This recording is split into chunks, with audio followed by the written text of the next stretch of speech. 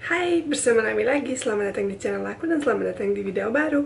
Oke, hari ini gak tahu kenapa suaraku jadi begini, tapi pokoknya hari ini aku akan ceritain ke kalian yang kalian minta di video yang terakhir. Karena terakhir kali aku bilang aku pernah dipukuli di kampus, maksudnya sama teman-teman kampus. Jadi kalian pengen tahu kenapa aku bisa, siapa yang pukul, dan yang lain-lain. Dan hari ini aku akan ceritain ke kalian. Tapi sebelum itu tolong subscribe ke channel ini, like dan komen, dan juga tolong follow Instagram aku lamilami.official sama TikTok aku lami.la. Jadi aku udah bikin TikTok juga, jadi sekarang pengen aktif di TikTok. Jadi karena bosan semua di rumah, jadi seperti itu. Pokoknya aku gak tahu, hari ini aku senang banget dan aku mau ceritain sesuatu yang gak gitu senang, maksudnya dipukulin. Jadi kalau ekspresi aku agak begini mohon maaf ya, soalnya hari ini aku senang banget. Dan by the way, aku ini makeup karena tadi aku harus bikin video buat teman-teman aku yang kontes kecantikan yang sebelumnya kayak 3 tahun yang lalu kita pernah jalani.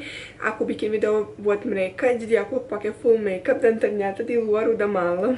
Dan aku tadi pikir cuman setengah jam, ternyata lebih dari setengah jam aku makeup. Jadi sekarang di luar begini, jadi aku harus pakai lampu dan ya begini. Pokoknya aku akan ceritain ke kalian. Itu pernah terjadi pas aku baru mulai kuliah di kampus aku di Jakarta. Aku pas aku mau masuk ke kuliah, di situ ada juga sekitar 5 orang lagi bule, dan mereka tuh dari Uzbek sama dari Kazakhstan. Karena mereka juga dijanjikan kuliah pakai bahasa Inggris bukan pakai bahasa Indonesia. Setelah mungkin 1-2 minggu, teman-temanku dari Uzbek udah pulang, mereka udah nyerah, udah nggak mau lagi di situ karena udah gak nyaman dan mereka juga gak bisa bahasa Inggris. Jadi mereka tuh datang ke situ buat belajar bahasa Inggris, malah disuruh pakai bahasa Indonesia. Jadi mereka tuh langsung nggak mau lagi, gagal, jadi mereka pulang setelah 1 minggu lah, 1-2 minggu. Dan satu cewek Kazakhstan, dari Kazakhstan, Tamila, dia tetap di situ sama aku. Dan kita, karena kita beasiswa, dia nggak beasiswa, aku yang beasiswa, dia nggak, tapi kita ditaruh di satu rumah bareng-bareng tapi beda kamar, cuman kita berdua di rumah itu. Dan kita tinggal di situ bareng. Aku sebenarnya dari awal pernah punya banyak masalah sama dia, karena kayak misalnya kita punya dapur bareng, tapi aku gak pernah bisa masak di dapur itu karena cewek itu masak dan gak pernah cuci setelah dia masak. Terus kulkas di situ juga ada, di dalam banyak makanan yang busuk abis dia yang gak buangin. Jadi aku ambil keputusan buat aku gak pakai dapur itu karena geli banget, sampai binatang-binatang juga ada, dan itu di lantai bawah, dapurnya di lantai bawah dan kita kamarnya di lantai atas. Jadi aku tuh gak pernah masak di situ, dan aku beli sendiri kulkas sama dispenser, terus kayak stove electrical gitu biar bisa masak. Aku beli sendiri dan aku taruh di kamar aku. Pokoknya cewek itu nggak tahu kalau kita di tempat itu yang tempat kita tinggal, rumah kita, di situ kita dikasih tahu sama kampus aku, kita nggak boleh ajak teman siapapun itu, cewek cowok nggak boleh. Sampai teman aku Desi, yang kalian kalau nggak tahu siapa Desi, nonton video sebelumnya, temanku Desi aja mau belajar sama aku dan selalu pengen datang ke kamar aku, nggak pernah boleh karena sama kampus sudah bilang tidak boleh ada orang yang masuk ke dalam kecuali kita berdua. Dan aku sih oke aja, gak apa-apa, kita bisa belajar di luar rumah kan. Tapi masalah udah mulai terjadi setelah kayak mungkin 1-2 bulan kuliah. Cewek itu mulai ajak-ajak temen cowok. Masalahnya temen cowok dia tuh setiap malam, dia tuh datangnya malam, dan setiap malam cowoknya beda. Itu ya masalahnya. Cewek Tamila tuh dari Kazakhstan, dia juga muslim. Tapi aku jadi bingung, ya muslim apa muslim itu gak ada urusan sama agama, tapi kamu setiap malam bawa cowok yang beda ke dalam rumah kita tanpa izin kampus. Dan masalahnya yang paling masalahnya bikin aku kesel banget tuh karena kalau kamar mandi dianya itu di dalam kamar dia, tapi kalau kamar mandi aku itu di luar kamar aku. Jadi aku tuh setiap kali kalau lagi malam, tengah malam lagi mau ke toilet, aku harus keluar kamar aku, terus aku harus ke toilet. Dan kan kalau aku tinggal bareng sama cewek juga pakai celana pendek atau pakai apa gitu bajunya kan nggak ada masalah kan, kita sama-sama cewek. Dan aku pernah beberapa kali keluar dari kamar aku, terus tiba-tiba ada cowok dia lagi mau masuk ke kamar dia. Itu yang bikin masalah, karena aku gak mau ada cowok yang aku gak kenal, apalagi malam-malam kayak tengah malam begitu. Dan aku udah bilang komplain sama si kampus, dan mereka tuh selalu udah kasih tahu dia, tapi dia tetap sama. Sampai dia bikin kampus percaya aku tuh bohong, tidak pernah ada orang datang, karena kita punya security yang itu karena rumah itu di dalam sebuah komplek. Jadi sebelum masuk ke komplek ada security, dan kalau malam atau gimana nggak boleh orang masuk di situ. Tapi terus sampai dia bikin orang kampus percaya aku bohong, sampai aku bikin video setiap kali. Aku udah sabar sebulan setelah itu, aku setiap hari ada cowok baru, aku videoin mereka datang, videoin jam berapa, videoin pas dia masuk, videoin aku jadi kayak detektif. Dan setelah 1 bulan itu aku kirimin semua bukti sampai mereka benar-benar percaya. Dan dia gak benar, dia bawa selalu orang, padahal gak boleh, alasannya gak penting apa, tapi gak boleh bawa siapa-siapa. Sampai akhirnya ketahuan dia kasih duit ke security biar dia bisa masuk. Pokoknya gimana, orang Indonesia sih cowok-cowok. Sampai mereka udah kasih tahu dia gak boleh lagi. Itu udah 1 bulan lagi, tidak ada masalah. Aku sih gak lihat ada yang datang. Tiba-tiba ada orang, tiba-tiba kayak di WA aku, dan WA aku bukan nomor sini, nomor luar. Dan itu cuma punya keluarga aku sama orang yang penting di kampus. Sampai tiba-tiba ada orang Indonesia tiba-tiba chat aku, halo kamu, apa kabar kamu, bla bla bla. Terus aku setiap kali kayak ada beberapa orang, mungkin 4 atau 5 orang. Terus aku nanya ini siapa, terus ternyata mereka tuh karyawan Alfamart sama Indomart yang dekat rumah kita. Dan aku selalu nanya, kok bisa kamu punya nomor aku? Dan karena nomor ini tidak ada yang punya kecuali grup yang buat kampus, yang cuma ada kayak orang yang masukin aku kayak rektor atau gimana, sama ya juga ada Tamila. Ternyata Tamila kasih nomor aku ke karyawan Alfamart, ke orang yang aku tidak kenal. Sampai aku nanya sekali dia, kok kamu kasih nomor aku ke orang-orang? Maksudnya mereka tuh teleponin aku setiap hari, tengah malam. Ngapain kamu, aku aja gak kasih nomor aku? Terus dia bilang, ya terserah aku mau kasih ke siapa. Terus aku bilang, oke terserah, tapi tolong jangan lakukan seperti itu, nanti malah jadi masalah. Ya udah, setelah itu udah gak tahu berapa lama, aku tuh lagi mau berangkat kampus. Udah pagi banget, udah jam 7 pagi, soalnya kan kelasnya mulai jam setengah 8. Aku udah lagi mau keluar, lagi siap-siap, ternyata ada yang ketok di pintu yang bawa ke pintu rumahnya. Ketok lama banget, aku lagi kan beres-beres, lagi mau siap kayak pergi. Ada 10 menit, dan aku tahu itu pasti orang dia, karena gak ada yang nungguin gue, itu pagi banget. Ketok sampai akhirnya aku turun, aku buka pintu, dan aku ingat itu salah satu cowoknya yang pernah datang sebelumnya ke situ, ke rumah kita, ke kamar si cewek itu. Aku bilang, kenapa kamu?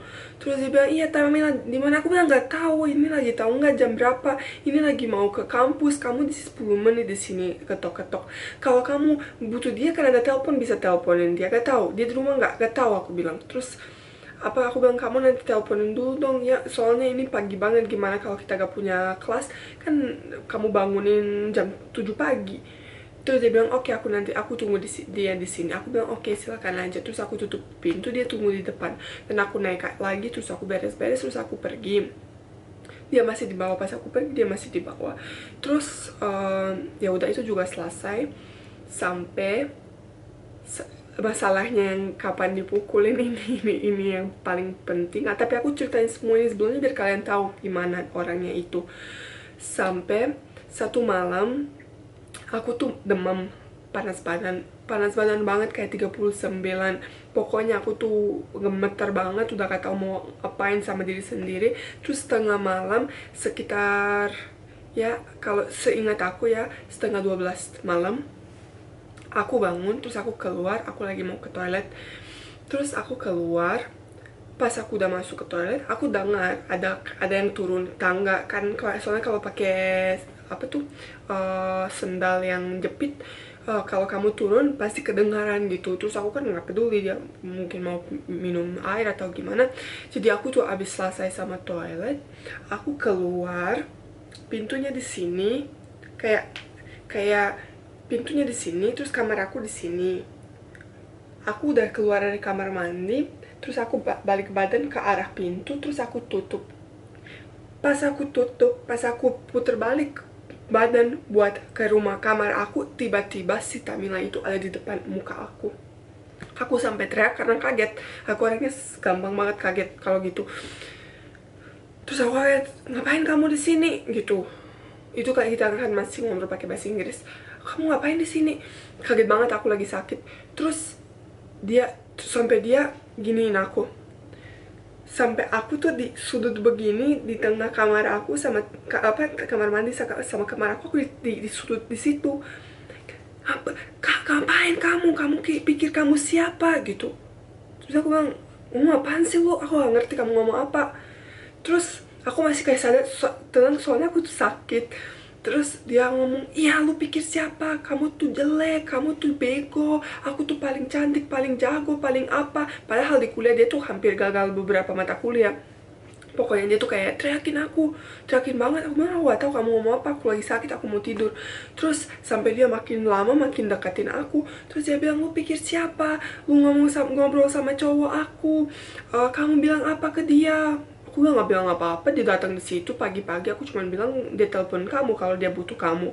Sampai dia makin lama makin dekat, terus dia tiba-tiba aku nggak tahu kenapa dia pukul aku begini, terus pakai lututnya namanya, dari kaki, pakai lutut. Dia pokoknya dia tuh, aku tuh bingung gimana semua bisa terjadi. Aku tuh orangnya lawan cowok aja takut, karena aku tuh ya gitu orangnya nggak takut.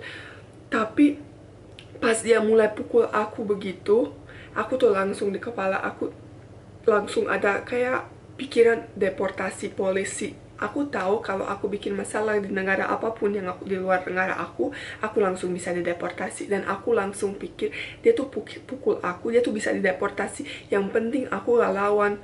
Terus aku sampai tahan diri, dan aku tuh pengen tonjok dia banget, tapi aku tahan diri. Tadi dia pukul aku keras banget, sampai aku mau masuk ke kamar aku dia gak kasih, karena badannya dia pas persis di depan kamar aku. Sampai aku pergi dari kayak langsung di belakang dia. Terus aku bilang, lu mau ngomong apa, kenapa kamu pukul aku, emang ada masalah apa? Iya, aku benci kamu tahu nggak lu aku siapa, tahu nggak lu bapak aku siapa? Aku bilang, siapa, aku gak peduli aku bilang aku cuman takut sama Tuhan. Terus dia langsung bilang, ih bapak aku Tuhan, goblok lu gitu. Pokoknya itu ngomong kasar banget. Terus aku bilang, malu-maluin, lu tuh 5 kali sholat sehari. Dan aku tahu dia memang sholat 5 kali sehari.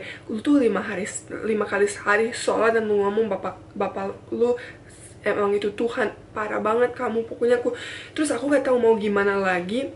Sampai aku mau teriak karena security ada di depan, tapi balkoni kita tutup, jadi aku juga kalau teriak gak kedengeran. Sampai aku bilang, gue gak peduli, aku cuma mau kamar aku lagi sakit, kamu akan lihat, nanti aku laporin kamu. Terus dia tuh, aku gak peduli lu siapa. Pokoknya itu ngomong kasar, panjang banget, kasar banget. Terus sampai akhirnya aku lari ke kamar aku. Terus aku kunci pintu, terus aku langsung tahu. Itu semua terjadi kayak 1 jam panjangnya kita berantem, sampai kayak mungkin 1,5 atau udah jam 1.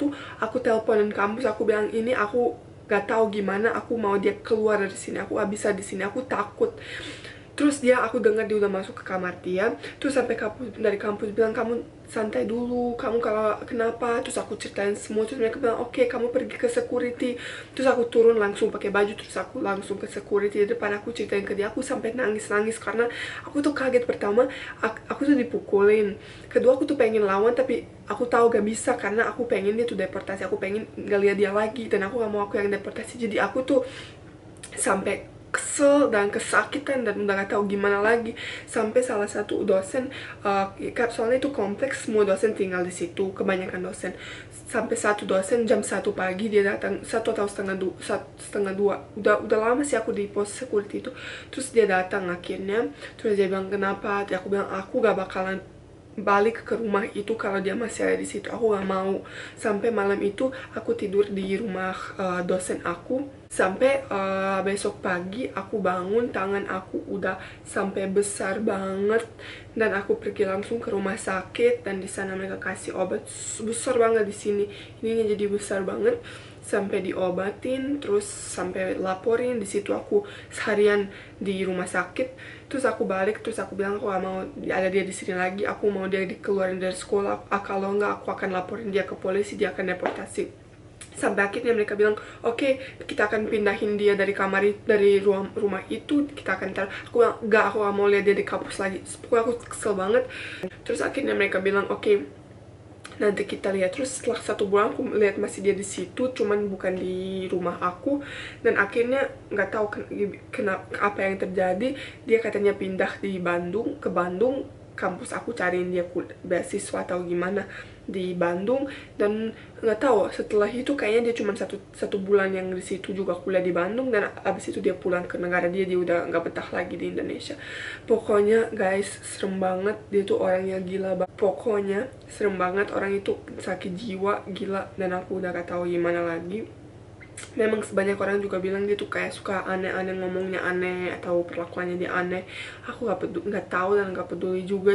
Iya, pokoknya begitu guys. Itu yang cerita aku yang luar biasa. Kalau kalian punya pertanyaan yang lain, kalau kalian pengen aku bikin video tentang sesuatu yang lain, kalau kalian punya ide, kalau punya pertanyaan, jangan lupa komen di bawah. Kalau suka video ini jangan lupa like, dan juga kalau gak suka ya tetap like, dan jangan lupa subscribe. Cukup buat kali ini. Lami sayang kalian. Dadah.